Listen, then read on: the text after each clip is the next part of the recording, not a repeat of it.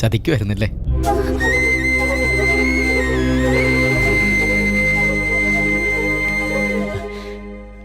സാറേ, എന്നോട് ക്ഷമിക്കണം കേട്ടോ.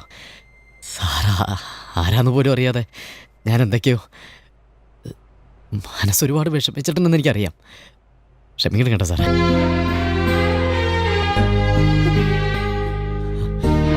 സാറേ, ഞാൻ ജീവിതത്തിൽ ആരോടും കള്ളം പറഞ്ഞിട്ടില്ല സാറേ.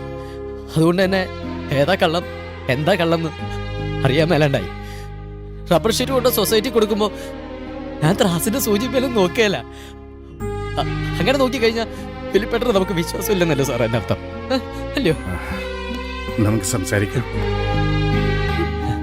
ഞാൻ ഒരുപാട് സംസാരിക്കുന്നവന്നാ എല്ലാവരും പറയുന്നത്. പക്ഷെ ഇപ്പൊ എനിക്ക് സംസാരിക്കാൻ പറ്റുന്നില്ല സാറേ. ഞാൻ ഒരുപാട് സ്വപ്നങ്ങൾ കാണുന്നവനൊന്നും അല്ല സാറേ.